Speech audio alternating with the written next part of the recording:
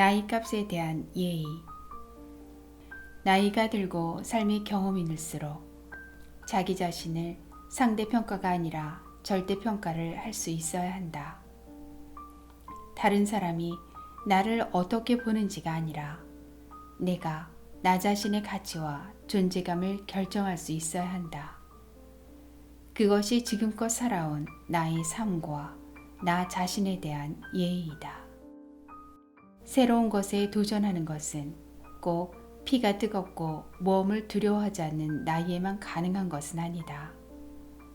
그 무엇이든 할까 말까 망설여지는 것이 있다면 일단 시도할 만한 가치가 있다고 생각하라. 도전에는 연령 제한이 없다. 그리고 나이가 들어서 하는 도전의 좋은 점은 평생 차곡차곡 쌓은 경험과 연륜이 같이 거들어준다는 것이다.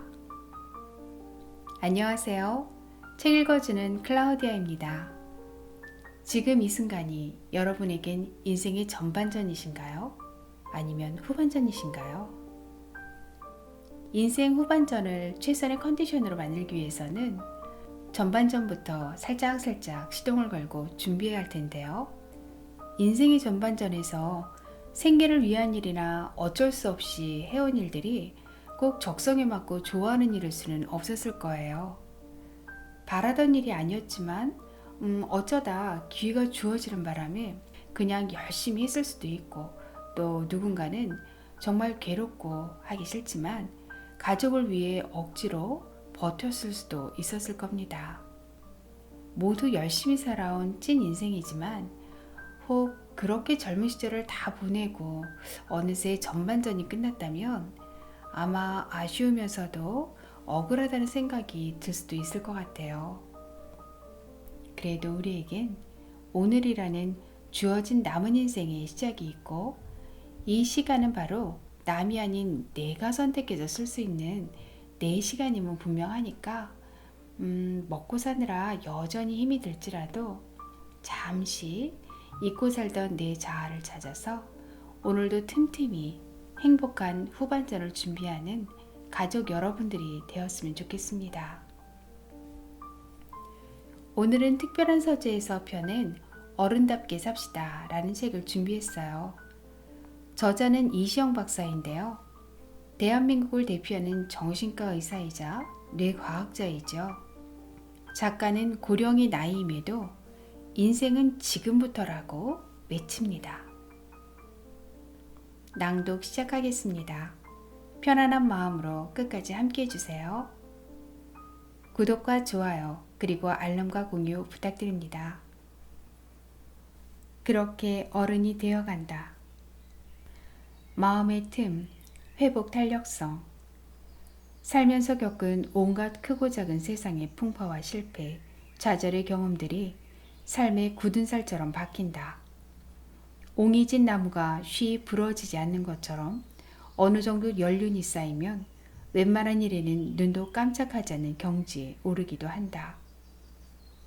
어떻게든 시간은 흐르기 마련이다. 하늘이 무너질 것 같은 일도 지나가기 마련이고, 버티다 보면 또 사라지게 되어 있다는 것을 안다. 나이가 들수록 나무가 아니라 숲을 보는 안목과 참고 견뎌내는 인내심이 젊을 때보다는 확실히 높아진다. 그러나 나이 들미 마냥 이렇게 단단해지는 쪽으로 정리되지는 않는다. 세상 모든 일이 그렇듯 반대 방향으로 나아가는 수도 생긴다. 나이가 들면 정신적으로 유연해지고 강해진다고 하지만 나이듦 자체가 정신을 무너뜨리기도 한다. 나쁜 일을 겪었을 때 그로부터 벗어나기 위해 노력하는 대신 내가 살 날이 얼마 남지도 않았는데 그 사이에 뭐가 얼마나 달라지겠어 라고 생각하기 쉽다. 사람에게는 회복 탄력성이 아주 중요하다. 이는 역경이나 시련이 닥쳤을 때 좌절에 빠지지 않고 이를 성장의 기회로 삼아 다시 안정된 상태를 회복하는 힘을 말한다. 그런데 나이가 들수록 마음이 초조해지면서 스스로의 회복 탄력성에 대해 불신이 생기기 시작한다. 젊을 때는 넘어져도 훌훌 털고 다시 일어나면 그만이다. 여기저기 생채기가 나고 피가 흘러도 상처는 절로 아물게 되어 있다. 그러나 나이가 들면 들수록 그 속도가 느려진다. 어쩔 수 없는 자연의 순리다. 그렇지만 몸이 날이 갈수록 늙고 약해진다고 정신까지 몸을 따라가라는 법은 없다. 나이가 들면 마음의 상처마저 더디게 아물 것이라고 생각하는 것은 어쩔 수 없는 순리라기보다는 선입견이다. 나이가 들면 오히려 이제껏 살아온 연륜으로 마음의 상처를 회복하는 속도가 빨라져야 한다. 그리고 빨라진다는 게 뇌과학의 증언이다. 무슨 일이든 긍정적으로 생각하라고 한다. 긍정의 힘을 모르는 이가 있겠는가? 그런데 이게 말이 쉽지 인간의 마음이라는 게 늘 그렇게 긍정적일 수만은 없다. 절망과 슬픔에 빠지는 것도 사는 일의 일부다. 때로는 작은 일에 크게 낙심해서 눈물을 쏟을 수도 있고 결과가 어찌 될지 모르는 일인데 자꾸 비관적인 생각이 들어서 우울해질 수도 있다. 냉탕과 온탕을 오가는 것처럼 마음대로 발을 담갔다가 뺄 수 있는 일이 아니다. 세상에는 확실한 것과 불확실한 것이 혼재되어 있다. 될 수 있는 일과 안 되는 일도 혼재되어 있다. 음지가 있으면 양지가 있다. 어떤 상황이 오면 이게 세상사라는 걸 인정하고 받아들여야 한다. 그런 마음의 여유, 한 뼘의 공간은 있어야 한다. 좌절과 슬픔 속에 완전히 매몰되어 버리면 더 이상의 여지가 없다. 적어도 마음이 움직일 수 있는 거리가 있어야 한다. 세월의 내공으로 상처를 보듬을 여유는 그 작은 틈으로부터 나온다. 시간이 문제를 해결하기 위해 필요한 것은 우리의 일상이다. 보잘것없는 일상을 살아가는 우리에게 마음은 마음의 틈을 만들어준다. 이 틈이 결국은 회복 탄력성이다. 아무리 숨쉬는 것조차 아픈 상처를 받았어도 아무리 생의 밑바닥에 내동댕이 쳐진 것 같은 좌절에 빠졌어도 시간은 계속해서 흐르고 삶도 계속된다.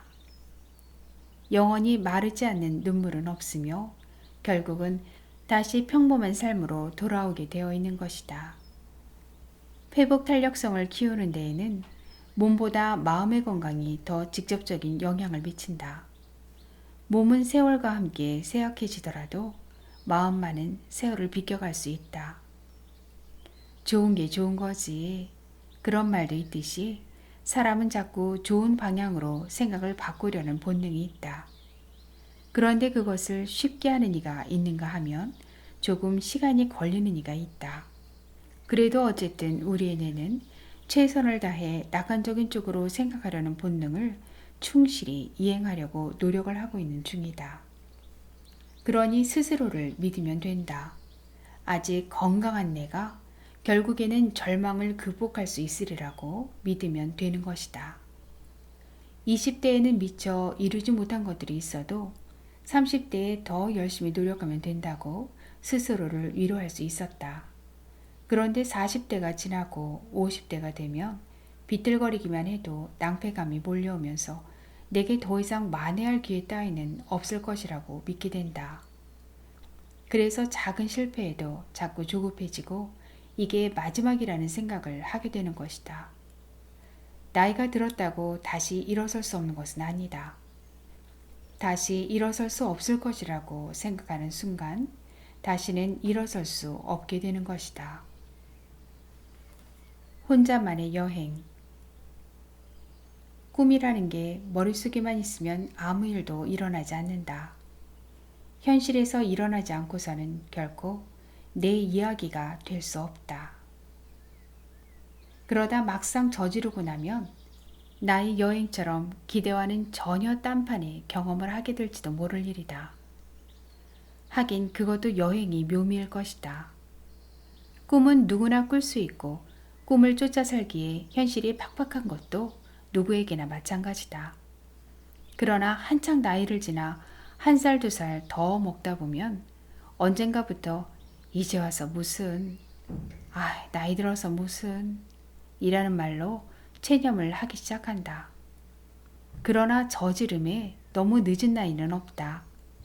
내가 환갑을 불과 몇 년 앞두고 혈혈단신으로 낯선 나라로 떠났던 것은 남보다 특별히 용감해서라기보다는 나의 오래된 상상을 늦게라도 실천해보고 싶었기 때문이다.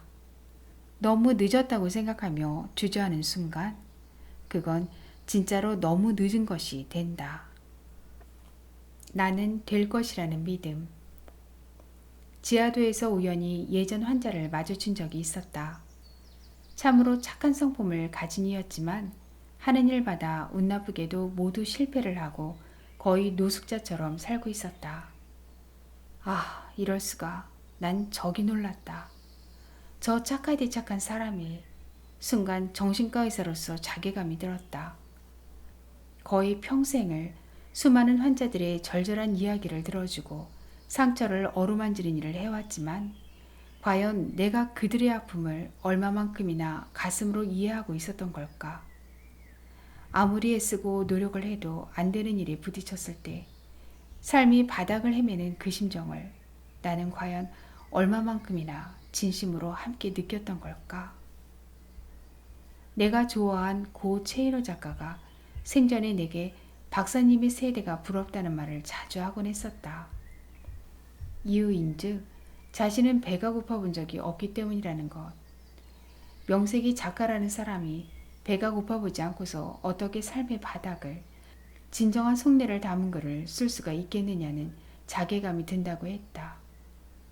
인생의 나락을 경험해보지 못한 사람이 어찌 인생의 나락에서 고통받는 이들의 이야기를 쓸 수 있을까? 그의 작가로서의 고백은 내게도 통렬한 아픔을 안겨주었다. 삶의 절망을 모르고 그동안 환자들에게 내뱉었던 내 말의 무게에 물음표가 달렸다. 그날 지하도에서 그를 만나고 나서 나는 뜬금없는 한 가지 결심을 하게 된다. 내가 정말로 못하는 일을 한번 해보자는 것. 결과가 좋지 않을 것이 거의 확실한 일에 도전해보자. 조금이라도 더 잘하기 위해 자신을 몰아붙이고 실패를 거듭하며 깊은 우울에 빠지고 밤잠도 설쳐야 하는 일도 해보자고 마음을 먹었다. 그게 그림이었다. 나는 어린 시절부터 그림에는 젬병이었다. 선생님은 크레파스 색칠만 웬만큼 해도 아이들 그림을 교실 뒷벽에 붙여주곤 하셨지만 내 그림은 없었다. 넌 나가 운동장에서 공이나 차. 그런데 재능이라고는 한 방울도 없는 것이 확실한 그 그림을 배워보기로 한 것이다. 그때가 내 나이 80이 되던 해였다. 지인들에게 나의 계획을 설명하고 그림을 배우고자 하는 이들을 모집했다. 20명 가까이 모여들었다. 그리고 김양수 화백을 스승으로 모시고 그림 공부를 시작했다. 새로운 것에 도전하는 것은 꼭 피가 뜨겁고 모험을 두려워하지 않는 나이에만 가능한 것은 아니다. 만일 내가 나이 80에 그림을 도전해보자는 엉뚱한 선택을 하지 않았다면 나는 아마 죽을 때까지도 그림을 그려보지 못했을 것이다. 그리고 끝까지 그림과 나는 안 되는 인연이라고 굳게 믿었을 것이다. 재능이 없어서 안 되고 나이가 너무 많아서 안 되고 여건이 부족해서 안 된다고 믿으며 결국 시도조차 하지 않게 된다. 과연 나는 진짜로 안 되는 것일까? 세상에 완벽한 것이 없는 것처럼 완벽한 불가능도 없다. 그런데 계속해서 나는 안 될 것이라고 생각하다 보면 그것이 나의 가능성을 묶는 사슬이 된다. 내가 재능도 없는 그림을 배우기 시작해서 전시회까지 열게 된 것처럼 상상도 하지 못했던 일이 펼쳐질지 그 누가 알랴? 겁도 나고 초반에는 분명 애를 먹겠지만 그 무엇이든 할까 말까 망설여지는 것이 있다면 일단 시도할 만한 가치가 있다고 생각하라. 도전에는 연령 제한이 없다. 그리고 나이가 들어서 하는 도전의 좋은 점은 평생 차곡차곡 쌓은 경험과 연륜이 같이 거들어준다는 것이다. 쓸쓸함이 당연하다. 내가 꿈꾸는 생의 마지막 순간. 육체와 정신이 조화를 이루는 삶을 추구하는 웰빙, 힐링을 넘어 웰다잉이 새로운 화두로 떠오른 지가 좀 되었다. 고령화에 따른 고독사나 노인 빈곤 등이 사회 문제가 되면서 더욱 주목을 받게 된 것이다. 웰다잉은 쉽게 말해서 잘 죽는 것이다. 죽음을 고민하고 대비하는 것이 예전에는 순전히 남의 일처럼 느껴졌지만 나이가 80 중반을 넘어서다 보니 자연스럽게 내 생의 마지막 순간을 생각하지 않을 수가 없게 된다. 유언장도 이미 만들어 두었다. 유언장의 내용은 비밀도 아니다. 나는 장기 기증을 넘어 시체 기증까지 약속을 해두었다. 아직은 건강하니 쓸만한 장기들이 몇 개는 남아있을 것이다. 그러니 그것들은 모두 새 주인을 찾아서 보내고 남은 몸뚱어리는 가까운 의과대학에 실습용으로 가져다 주라고 해놓았다. 사람으로 태어나 한 세상을 살다 가면서 무엇 하나라도 흔적을 남기고 싶은 것은 자연스러운 욕심일 것이다. 그런 면에서 나는 이미 많은 것을 남겼다고 생각한다. 그것이 꼭 다른 사람들이 알아줄 만한 훌륭한 업적이나 큰 성공이어야 할 필요는 없다. 각자의 삶을 사는 동안 우리는 알게 모르게 흔적을 남기고 있기 때문이다. 사진으로, 기록으로, 기억으로 남을 수도 있는 생의 모든 순간을 그저 즐겁고 열심히 살면 되는 것이다. 나는 열심히 살았기에 자신 있게 죽을 수 있다. 그래서 진정한 웰다잉을 이루기 위해서는 최선을 다해 살아야 한다. 자신에게 주어진 삶을 충실하게 산 사람만이 진정한 웰다잉을 맞을 수 있다. 건강하게 오래 살다 보면 마치 촛불이 녹아내리듯 온몸이 조용히 사그라진다. 이게 옛사람들이 이야기하는 죽을 복이다. 친구, 그리고 인연. 아무리 금슬이 좋은 부부도 하루 24시간을 매일같이 붙어있다 보면 지겨워지기 마련이다. 대화의 주제도 떨어져 가고 내용도 밋밋해진다. 그리고 말 한 번 잘못 꺼냈다가는 몇 날 며칠을 눈치를 봐야 하는 경우가 생기는 탓에 할 말, 못할 말을 가려가면서 해야 한다. 그러니 부부라고 해서 생각 없이 무슨 이야기든 할 수 있는 건 아니다. 가끔은 친구가 배우자보다 더 허물없는 사이일 수 있다. 아내에게 혹은 남편에게 차마 털어놓지 못하는 이야기도 가까운 친구에게는 할 수 있기 때문이다. 친구는 미주알 고주알 시댁 식구들의 흉을 보면 같은 마음으로 분노해주고 처가 흉을 보더라도 말이 새어나갈까 걱정하지 않아도 된다. 인생에 있어 가족만큼이나 든든한 동반자가 되어주는 것이 친구이다. 이런 친구가 굳이 많이 있어야 하는 것은 아니지만 전화로 미리 약속을 하지 않고 불쑥 찾아가도 언제든 나를 반갑게 맞아줄 수 있는 친구를 세 사람 정도는 만들어 놓아야 한다. 이게 행복의 기준이라고 학자들이 말하고 있다. 당신에겐 몇이나 있는가? 좋은 친구를 만들기 위해서는 먼저 내가 친구로서 괜찮은 사람이어야 한다. 같이 영화를 보러 가거나 좋은 경치를 구경하러 가도 이런 영화 왜 봐? 이런 경치는 흔한 거다. 라면서 김세게 만드는 사람은 곁에 두고 싶은 생각이 없어진다. 아무리 사람마다 좋고 싫음이 있다고 해도 내가 어떤 의견을 내자마자 내가 틀린 이유를 조목조목 대가며 반대하는 사람과는 어떤 얘기도 하고 싶은 마음이 생기지 않는다. 비판적이고 냉정한 것이 젊을 때는 멋있게 보일지 몰라도 나이가 들어서는 알아도 모르는 척 한 수 접고 들어가는 아량이 필요하다. 나이에 대한 예의. 아무리 산전수전 다 겪은 경험 많은 노인이라도 이처럼 빠르게 변하는 세상을 살아나가려면 새롭게 배우고 알아야 할 것들이 많다. 그런 것들을 전해주는 것이 바로 젊은 그들이다. 그래서 나는 입을 열기 전에 귀부터 먼저 열기 위해 노력한다. 그러면 세대 차이가 불편한 마찰을 일으키는 경우가 줄어든다. 사람들은 나이의 벽 속에 스스로를 가두는 경향이 있다.